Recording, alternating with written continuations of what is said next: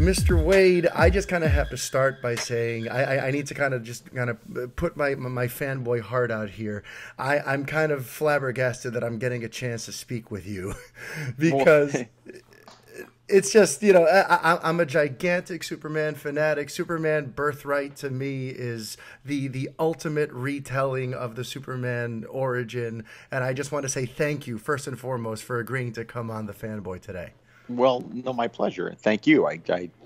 This is good. I like the outpouring. This is a good podcast so far. I like the outpouring of flattery. That's great. Yeah, well, I kind of know how to grease the wheels, don't I? No, seriously though, like for me, just what this is like. I consider you like the number one custodian of the character for the sort of the modern era. Yeah, for me, this is like getting to actually speak to like Siegel and Schuster. This is just as good for me as far as I'm concerned. Okay, yeah. I'll take it. Okay. So you know what? I kind of want to start things off because in a previous interview, you mentioned a particular date that was very important to you. And I kind of think it's going to sort of set the tone for a lot of what we have to talk about because you and I have common ground on why this date was important. But I would like for you to talk to me a little bit about January 26th, 1979. Sure. And the date that changed everything for me. Absolutely. Yeah. Yeah. So tell us about that. Well, I mean, I was at that point in my life, I was 15 or so, had been kind of knocking around between households. Nobody, my family was divorced. And of course, that's not unusual, but nobody's a villain in that scenario, but it was a rough time. There was other stuff going on a personal level and on a family level that was pretty traumatic. And I had just sort of reached a point in my life where I felt like nobody cared. Like nobody cared whether I lived or died. Nobody cared whether I existed. I was in a really, really, really dark place. And on January 26, 1979, I went to see Superman the movie with Christopher Reeve. And I sat through that movie twice.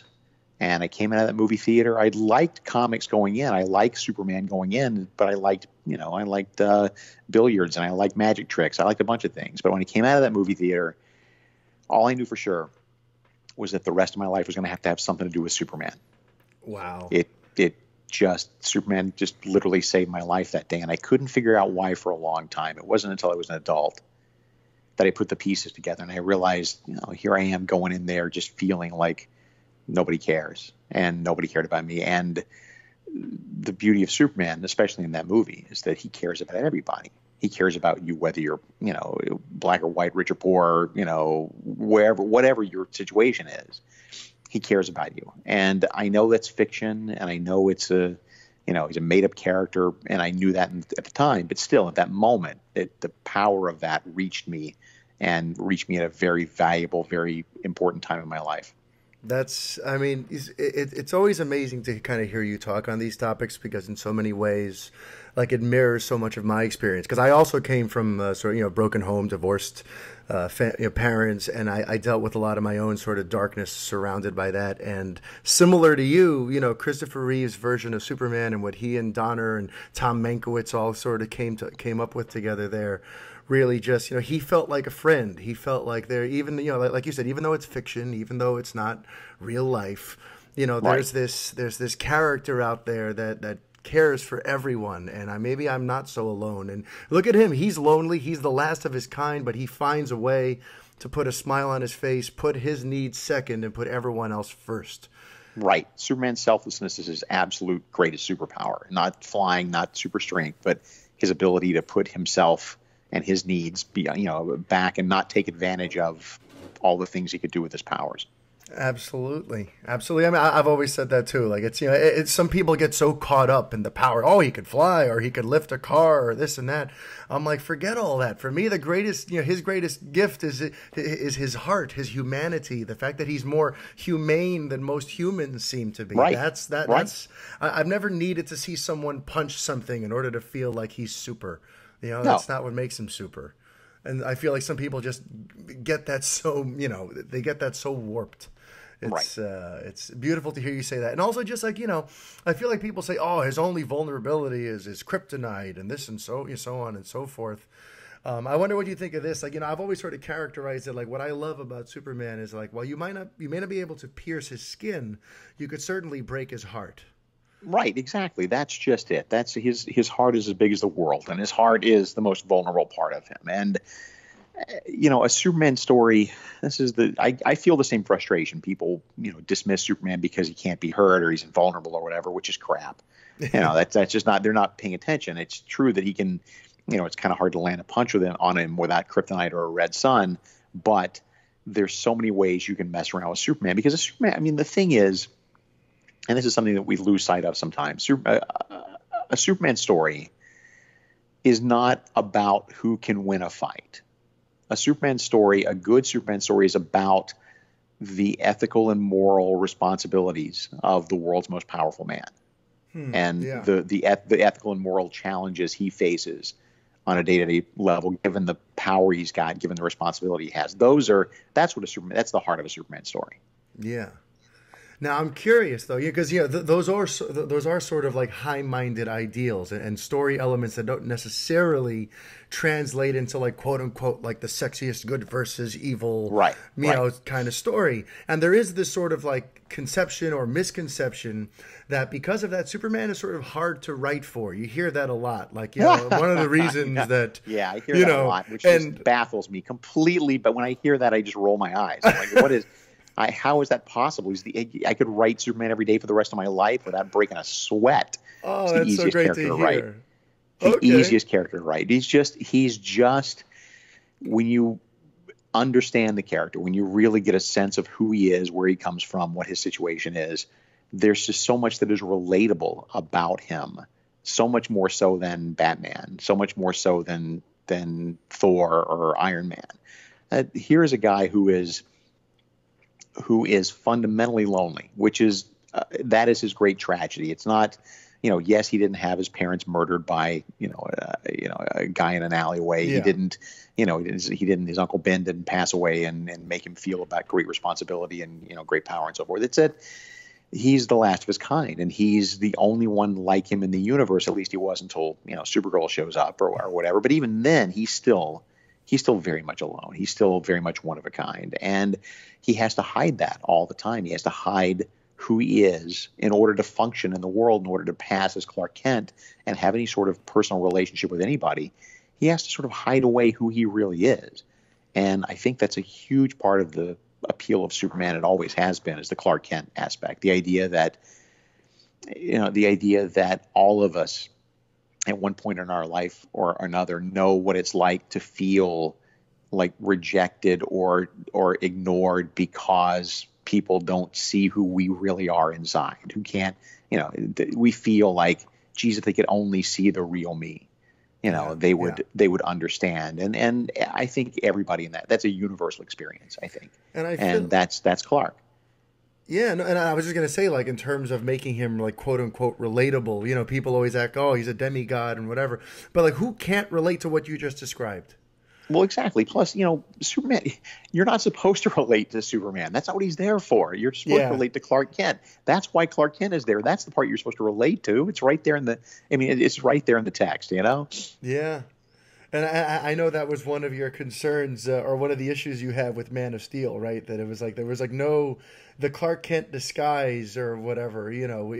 We got that little tiny little thing at the end where he's Clark with the glasses at the Daily Planet, but really all we kind of get is this very kind of moody, contemplative Clark, and then we get the as Superman Clark. But they didn't really play with that dynamic enough, did they?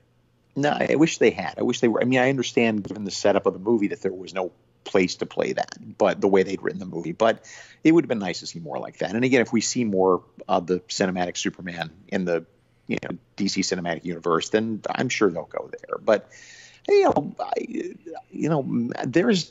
are a lot of things to like about Man of Steel, and this is a part of the story that always gets omitted when people talk about how much I hate the movie. I didn't hate the movie. Yeah. I made it abundantly clear in everything I've written. I didn't hate the movie. I just, the murdering part that I hated. But there's the beautiful scenes earlier, like when Clark is, at school, sort of locked in a closet because he can't control his super hearing and his supervision, and his mother comes to talk to him. That's a beautiful scene. There's some really good stuff in that movie. Yeah. So yeah, like you said, if there's more time in the future and in future incarnations of that film universe to play with the Clark Kent Superman dynamic. I think they're onto something. Yeah, well, it always just feels to me like it's not, and this is not a criticism of the movie specifically. It never feels to me like it's a Superman story unless Clark is in there somewhere too. Yeah. No, I agree. And just so you know, you don't have to like defend or validate or try to, I don't know, I guess, what do we call it? Validate your opinion on Man of Steel. Like, we're actually on the same exact page with that film. Like, I don't think you hate it, just like I don't hate it. You and I are like eye to eye on that. I reread your review prior to recording just to kind of, make sure I didn't misrepresent anything. I know everyone likes to say, because it's a big appealing headline, oh, Mark Waid hates Man of Steel. Right. That's the shorthand of it has become. Yeah, exactly. But in actuality, like, you and I are on the exact same page. We're like, the first 2/3 of that movie are actually a pretty darn good Superman origin movie. You know, and I'm a firm believer that, like, and it's kind of unfortunate, but I feel like some of the best Superman moments in that movie are before he puts on the costume. Oh, by far, right? Yes, like with the school bus rescue, the way he saves the bully there, the whole thing where, like, you get that sense where he knows he's putting himself in peril and that his father's going to be upset, and he's opening himself to all this scrutiny and all this potential danger, but his innate goodness will not let him stand idly by and let anyone get hurt. Right, and will not let him succumb to the teachings of the Kents, the most evil couple who ever lived. You owe them nothing. Shut up, Mark. Yeah, or the maybe he should have let them drown or something. Yeah. That was definitely kind of questionable. Yeah, there's being raised by Ayn Randian, libertarians is not the way to go with Superman. No. Yeah, but I mean, just needless to say, though, you and I are on the exact same page when it comes to that movie. The first 2/3, all right, we're on to something. Then, as soon as the battle at Smallville begins, and then leaks over into Metropolis, that's where, for me, it all kind of goes off a cliff. But yeah, exactly. Yeah. But you know what? It's funny about that movie, because they definitely borrowed some Birthright. They definitely adapted some of your story. And first, I guess before we get into specifically what they borrowed, I think a lot of people are curious about this. In this age of the superhero comic book movie boom, when Hollywood wants to adapt something that you've written or any other comic book writer has written, is there a conversation that happens there? Do you get a call from David Goyer or Zack Snyder going, "Hey, there's this thing that you wrote that we want to sort of adapt," or "What do you think of this?" Or do they just kind of do that in a vacuum and you find out about it once the movie's in theaters? That's more the vacuum. I mean, if it's corporate-owned comics like Marvel and DC, they're you may get a courtesy. I don't know that I've ever heard of anybody getting a courtesy call. That doesn't mean to say that it hasn't happened. It may have happened, but like I know that Ed Brubaker was actually on the set of the second Captain America movie, and so which has a lot to do with the Bucky stuff, has a lot to do with Winter Soldier stuff that he wrote. So there's I'm sure there's times, and Starlin I'm sure was called about some of the Avenger stuff, but they're not obligated to. They don't necessarily call you. Okay. And but that's the game. I mean, again, that I can't be upset about that because that's the rules. You signed the contract years ago. You know what you're writing. It's work for hire.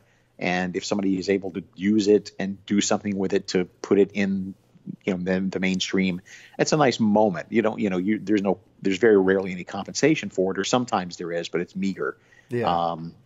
And it's completely discretionary. It just depends on whether or not you're in DC's good graces at the time, or Marvel's or whatever. But it's, they're not obligated to. So I mean, I always say, like it.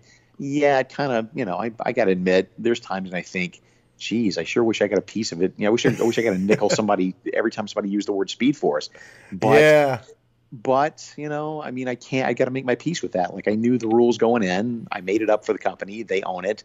And honestly, I have to look at it this way, which is the joy I feel whenever I hear that something I created is part of the overall mythos, that has legs, that somebody becomes part of the overall mythology, and a sustainable part, or the thing about the S meaning hope, the things like that.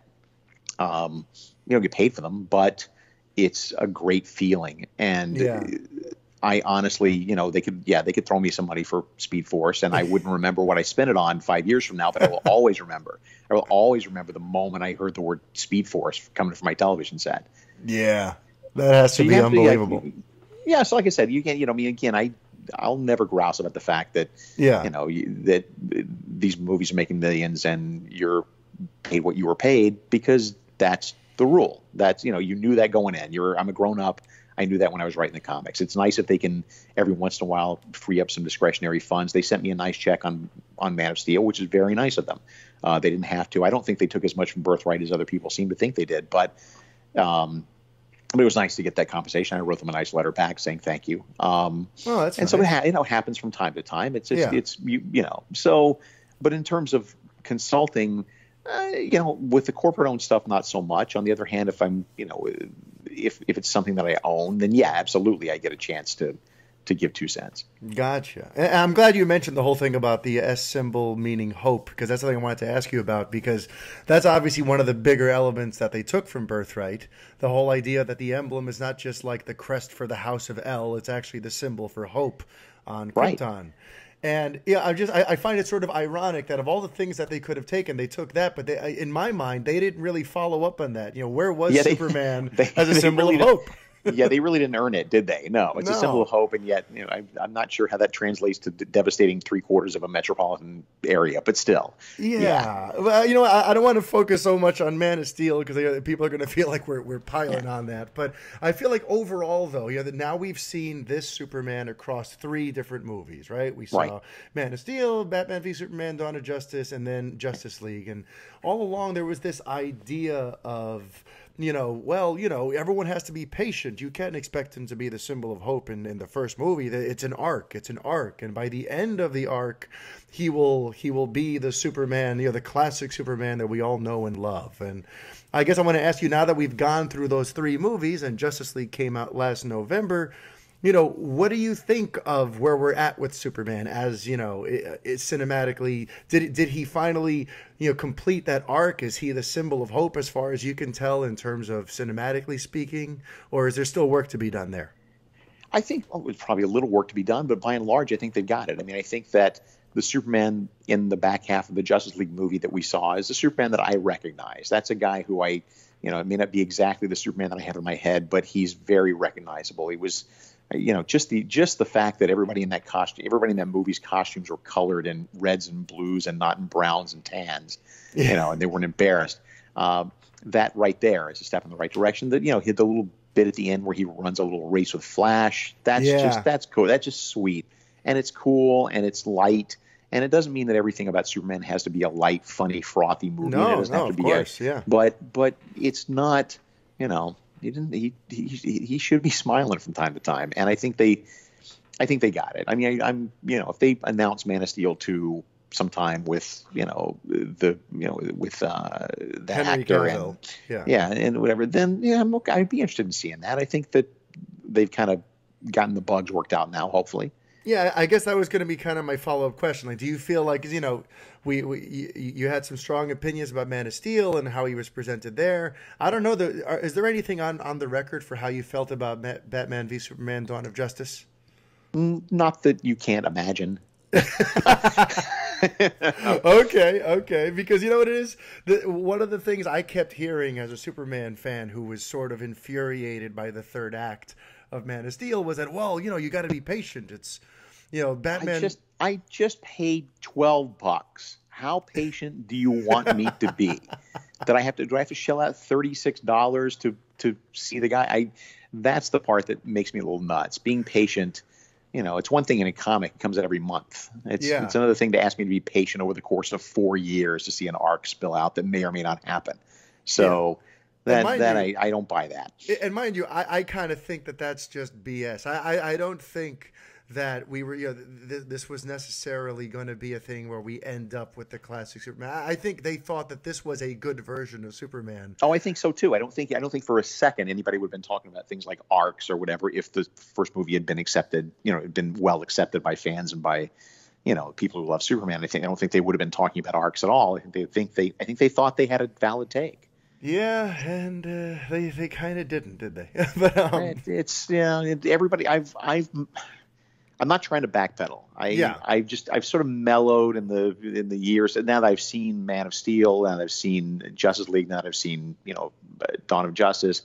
I've mellowed in the sense that that's not my Superman, but I have to grit my teeth and admit that to a large extent you get to pick the Superman that you want to worship because he's a pretty broad character. And it's, I just don't want to get lost in the weeds here about whether or not he's quote unquote my Superman because of this one thing or that one thing or this origin moment or whatever. It's not that.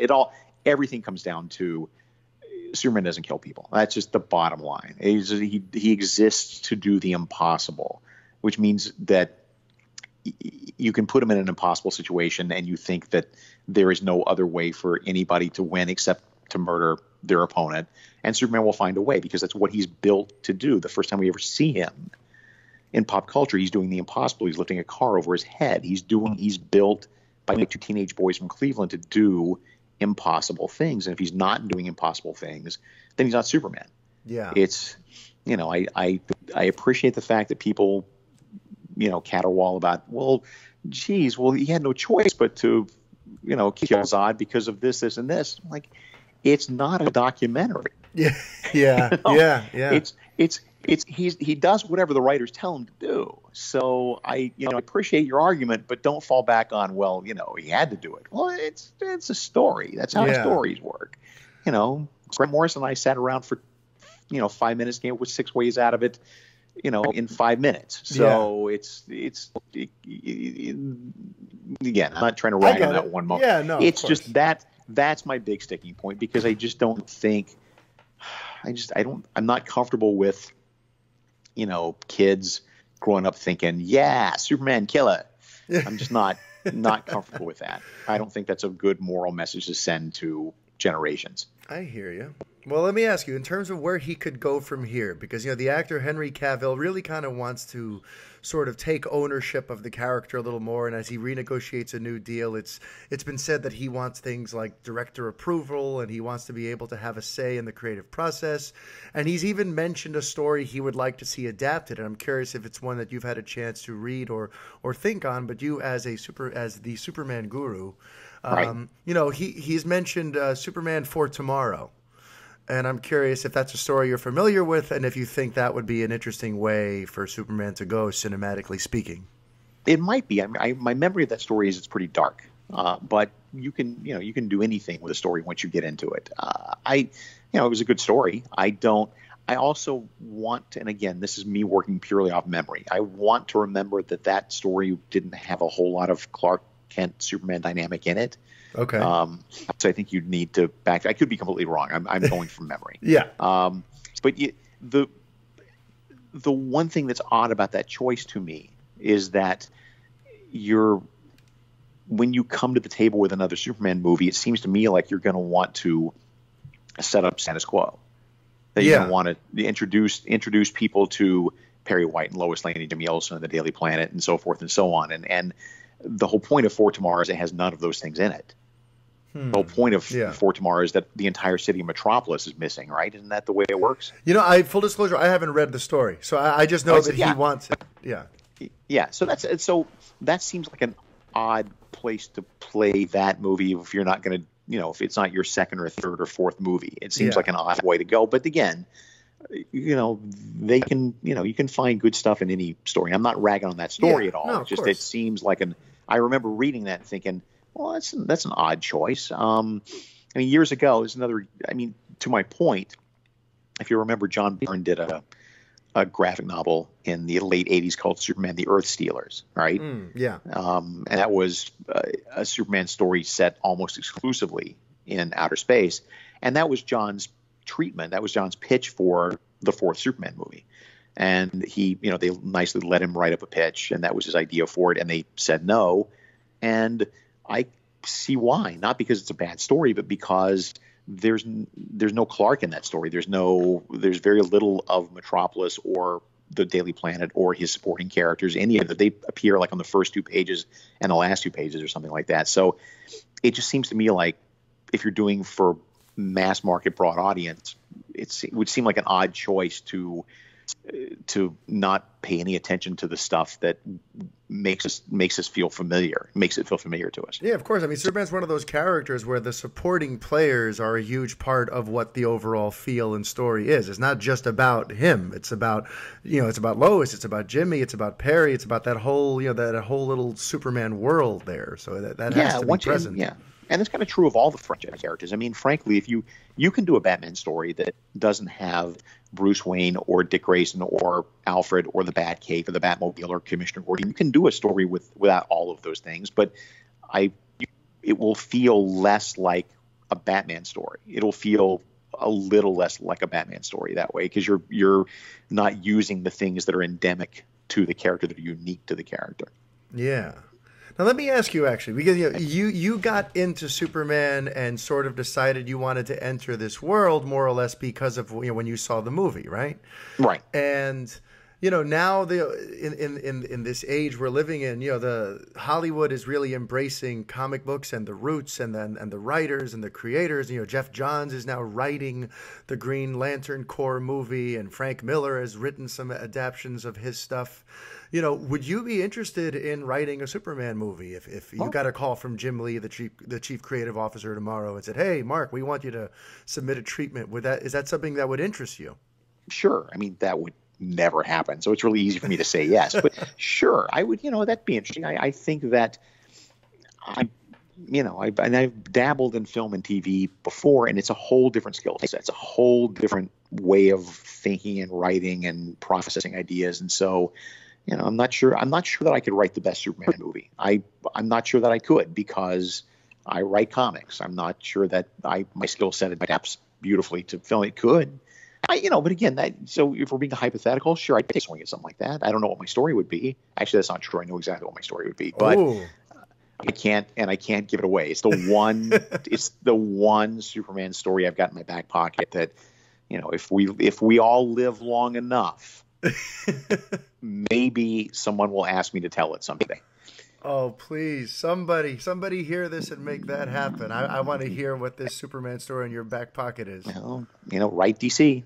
That's what you do. If you want to see the story, write DC and tell them. Yeah. Well, personally, for me, it would be wonderful to just kind of see that happen full circle for you. Imagine, going from being so impacted by Superman the movie on January 26, 1979, to now being able to say that you wrote or co-wrote or had a real creative hand on shaping him cinematically. Yeah, I think that'd be beautifully full circle. Now, I'm just curious, too, because, you've worn several hats. What I think is interesting is you started off as an editor, and when you got into the business, you didn't really have illusions of becoming a writer. Is that correct? That's correct. I had no ambition for being a writer at all. I really didn't. I honestly thought, oh, my God, how can you come up with this many ideas all the time? How can you keep coming up with ideas? It just seems like a lot of work. I don't know how you could do it. And the advantage I had working as an editor at DC Comics for a couple of years was that I was working with every writer in comics, and all these scripts came across my desk from Alan Moore to Neil Gaiman to John Ostrander to Bill Loebs to, you name it. And I'm working on all these scripts. And so it was boot camp. I learned more editing all those scripts, looking at all those scripts coming across my desk. I learned more in 2 years than I could have learned in 10 years on my own. Wow. Yeah. Talk about a boot camp. Yeah, and so by the time I was, one time I left DC editorial and went on, it felt like, okay, I take a swing at this. I've done a couple of stories. Let's see if I can do a couple more, and then a couple more led to a couple more, and I've just been very lucky. That's 30 some years ago, and I've never had to look for work since. I've been very, very lucky. Knock on wood.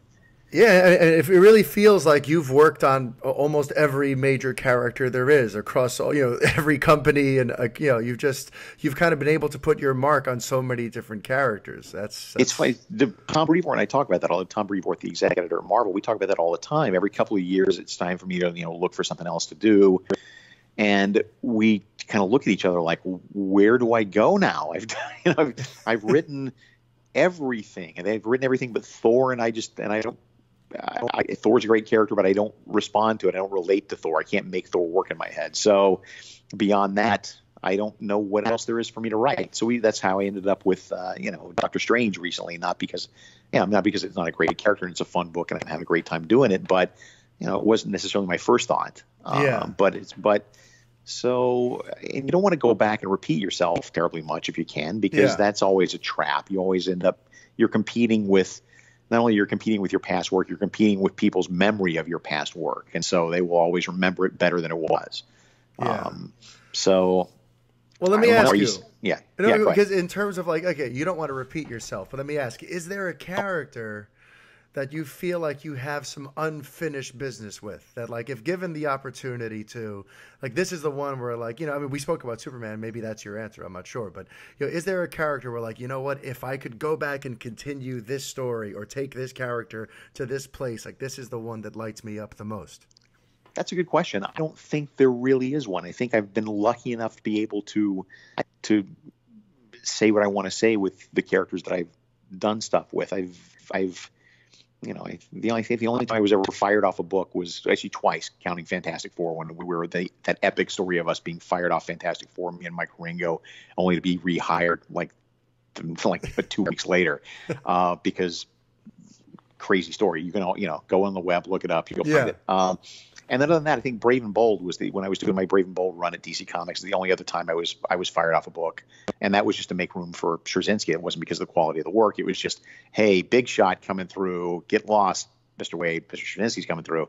And so other than that, in other words, I've been able to run out the clock on the things I want to do. I don't get pushed off books. I generally get a chance to, get to a point where I'm like, all right, I've kind of run out of ways to do radar sense, or okay, I've kind of figured out all the speed tricks I know to do for the time being. Let's move on. Yeah.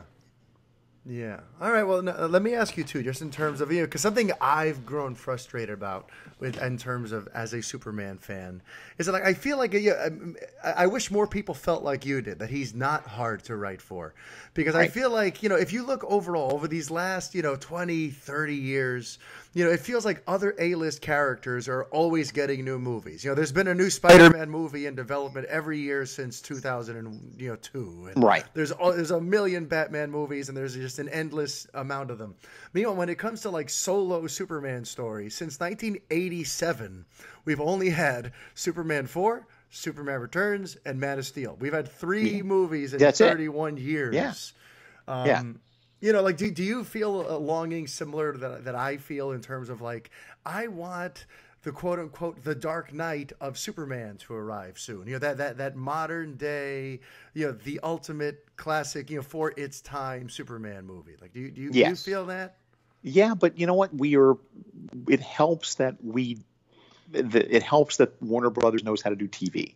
Yeah. It helps that it doesn't feel quite as much like it's missing because Supergirl kicks ass, because that's a great show.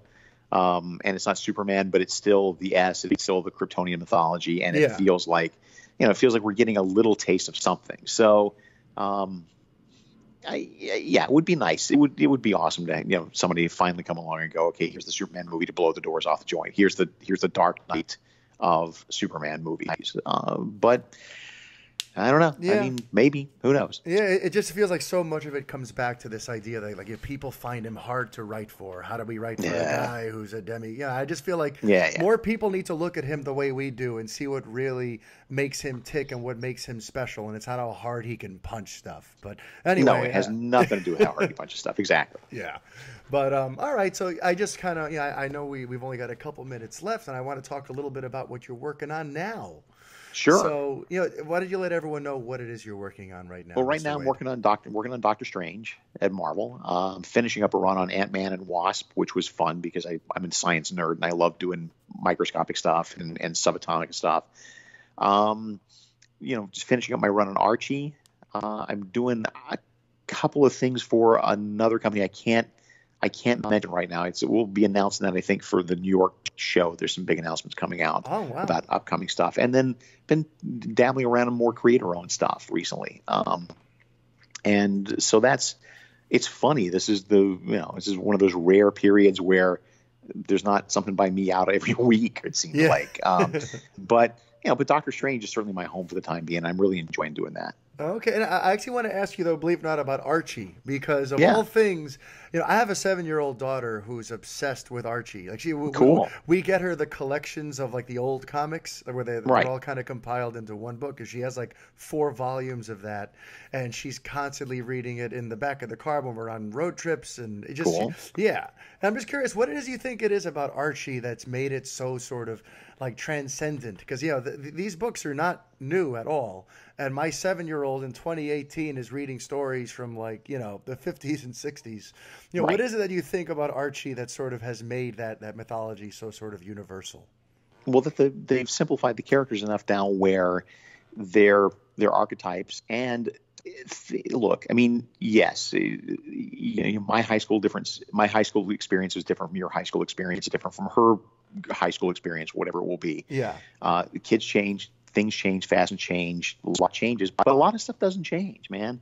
A lot of, does she like me? Does she not like me? Oh my God, is this my first kiss? Oh my God, is this the first time I screwed up in front of everybody in school? Oh my God, I feel like a loser. Oh my God, will I get this? Will I have this? Oh my God, the bully's picking on me. All these things are eternal. All these things are absolutely eternal, and how we feel about them and how we respond to them. Those are all eternal feelings, and that's why the Archie stuff, I think, is perennial. Yeah. All right. Well, you know what? I mean, that's as good an answer as I could have asked for. Okay, beautiful. So you know what, Mark? I think we just about covered it all, and I hope to have you on at some point again in the future, maybe to talk about, another big project you've got coming up, or hopefully to talk about that new Superman story that you get to do one day. Who knows? So, but all either right, way, yeah. Thank you so much for coming on, and hopefully we can do this again sometime.